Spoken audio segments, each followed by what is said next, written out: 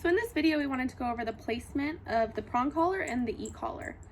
First, I started off with the leash attached to her flat collar. That way I have a steering wheel on her and I have control of her while I put the equipment on.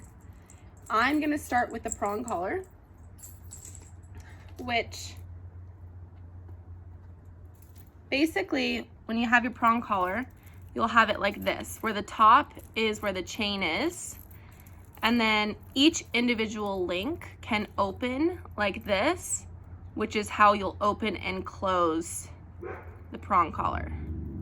Now we'll have, some of you may have a prong, quiet, Riley.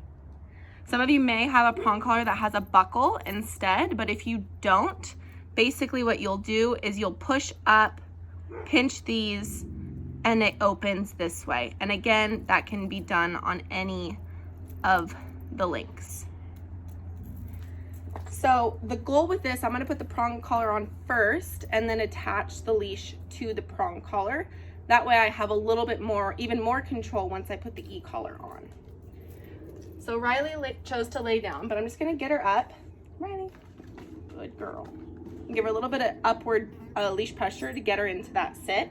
And so I'm gonna open up the prong collar like this and then place it around the neck above the flat collar and high and up towards her ears.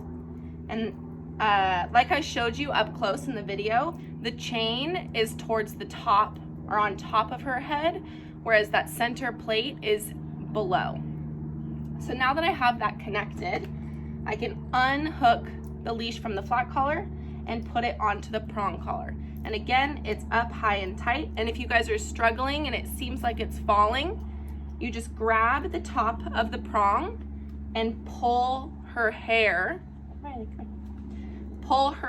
down, and that way it'll be nice and high. That way you have more control over your dog. So that's it for the prong collar.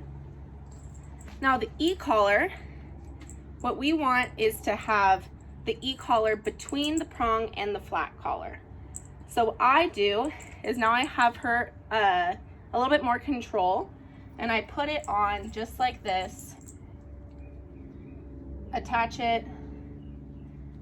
A lot of you guys have a piece of tape to where you're supposed to put the buckle just as a placement so you know how tight to put it. If you do have a longer haired dog, once you get it on, what you're gonna wanna do is hold on to the e-collar, the actual device part, and just move her hair and wiggle it in so that way the contact points are touching her actual skin instead of her fur.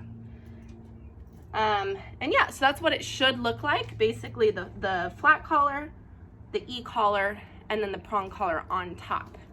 And then you're ready to go.